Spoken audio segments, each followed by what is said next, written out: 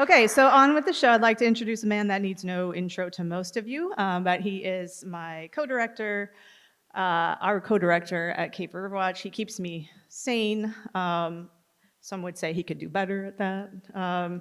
That's not his fault. He tries. Short order, your impassioned riverkeeper for a decade and a half, Kemp Burdette.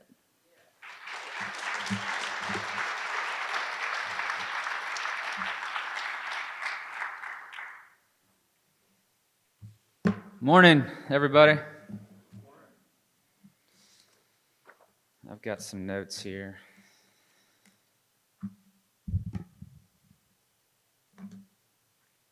Well, welcome to the second annual State of the River. We're super excited to see the room full, super excited that you all took some time out of your day to learn a little bit about the river, to learn what is impacting the Cape Fear River, which is both spectacular and endangered. I hope that when you leave today, you go understanding a little bit more about the river, a little bit more about how amazing the Cape Fear Basin is, and I hope you go with a new or a renewed commitment to doing your part to protect and improve it. Before I start, I want to take just a moment and thank Dana Sargent, Cape Fear Riverwatch Executive Director.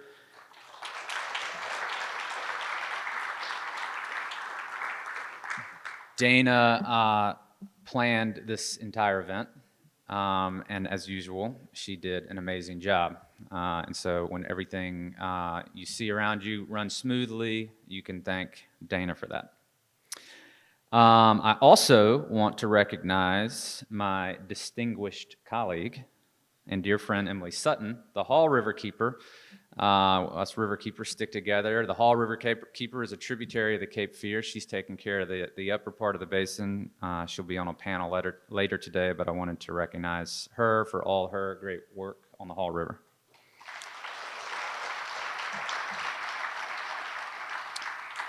I want to thank Cape Fear Riverwatch board member Alan Craddock, who is here taking pictures, here, right in front of me. Most of the amazing aerial photos you see today were taken by Alan Craddock on flights. And speaking of flights, I want to thank South Wings, who has flown with me about 55 times over the Cape Fear Basin. And actually, one of the pilots that I fly with most often is here today, Doug Oakley, South Wings pilot. So thank you.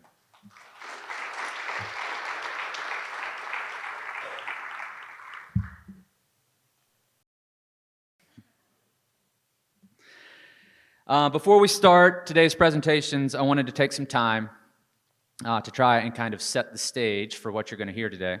My goal in the next 10 minutes or so is to give you a basic overview of the Cape Fear Basin, for those of you who don't know about it, to give you a little bit of the good, a little bit of the bad, a little bit of the unknown and misunderstood.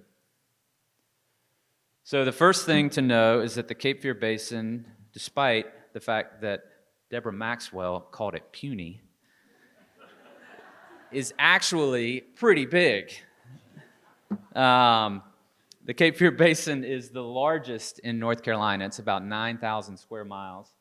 It's larger than 7 states, if you're counting land mass. That's Rhode Island, Delaware, Connecticut, New Jersey, and New Hampshire.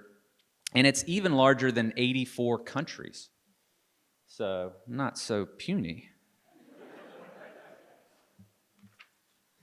If you strung all of the rivers and streams and navigable waterways of the Cape Fear Basin together end to end, and then put your canoe in to paddle, you would paddle from Wilmington all the way to San Francisco, and then you would turn around and you would paddle all the way back to Wilmington, and then you would turn around again and you would paddle about 2/3 of the way back to San Francisco. So lots of stream miles in the Cape Fear Basin. Lots of tributaries make up this big river. The Deep River and the Hall River come together in Chatham County to start the named Cape Fear River. The Little River comes in Cumberland County, about 13 miles upstream from where we are now. The Black River comes in. The South River is a major tributary of the Black. And right out here, right there, the northeast Cape Fear and the main stem of the Cape Fear River to meet to start the estuary, which runs 28 miles down to the Atlantic Ocean. We're the only river in North Carolina that empties directly into the Atlantic. So despite the size of the Cape Fear River, this is the view that many of us are most familiar with. This is probably where you've walked along the Riverwalk, or where you've crossed the Memorial Bridge angrily, where you've taken a sunset cruise perhaps. Let's see here. You can see the confluence here. This is the main stem of the Cape Fear and the northeast Cape Fear. This is Point Peter. You can see the Brunswick River. This is Eagles Island, the port of North Carolina, and then 28 miles downstream to the ocean.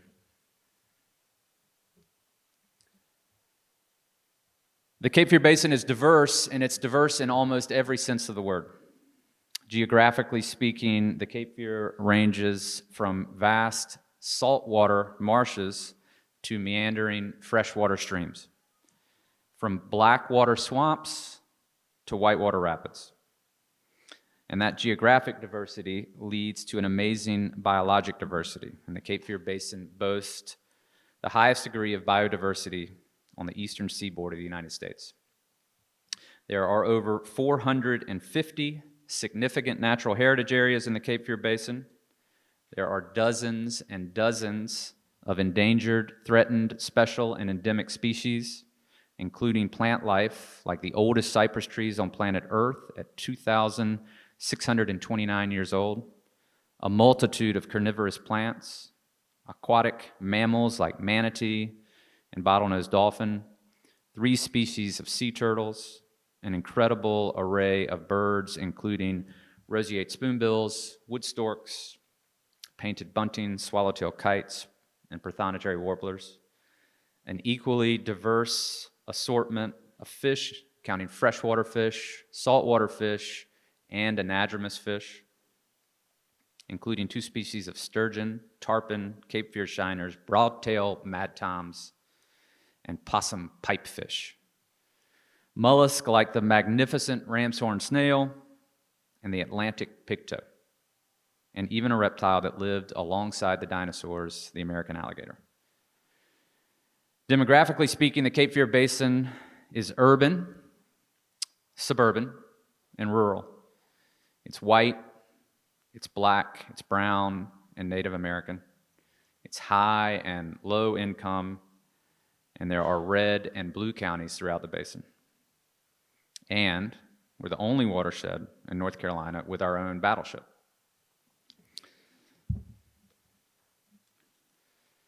The Cape Fear Basin is also the most industrialized watershed in North Carolina. The largest port in the state is just 2.5 miles downstream from here. There are more swine and poultry factory farms here than anywhere else in the country. The largest swine slaughterhouse in the world is here, along with numerous other slightly smaller ones.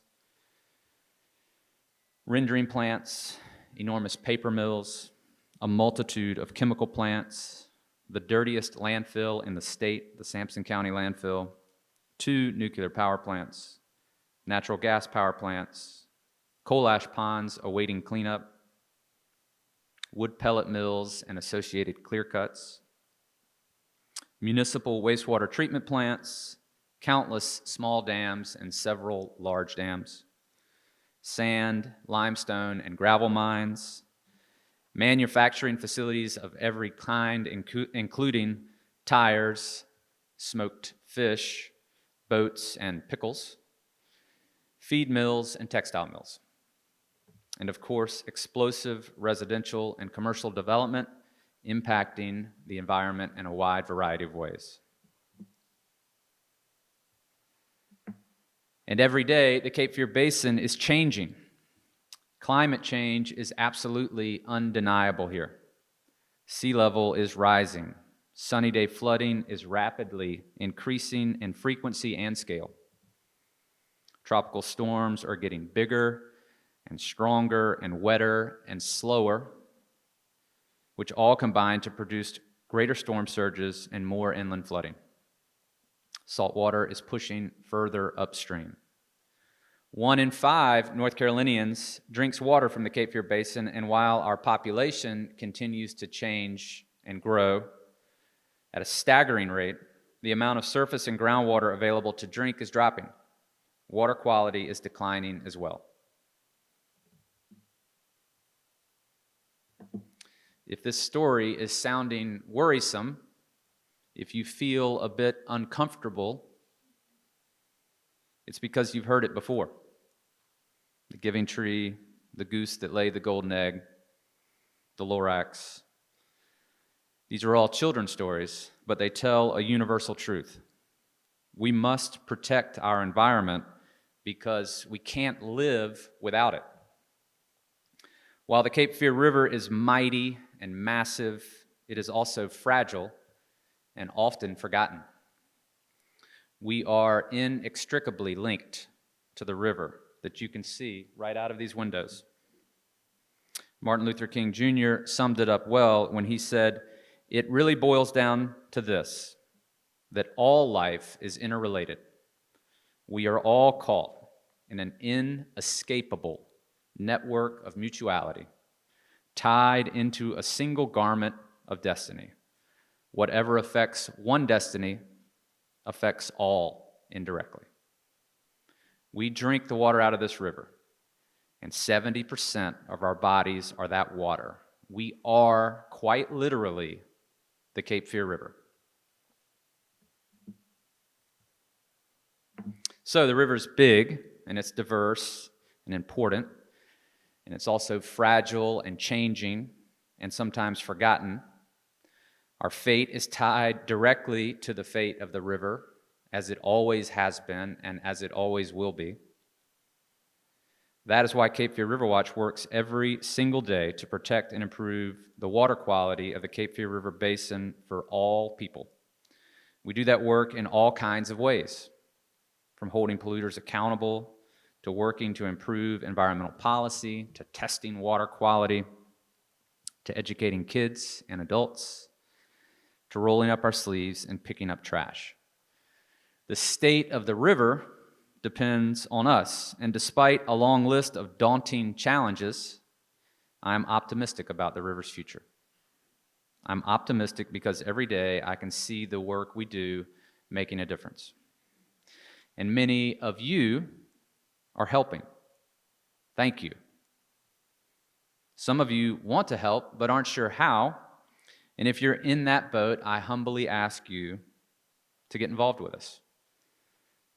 Come to a cleanup or a seminar, become a member, become a creek watcher. Stop by our table outside if you have questions on how to do any of that.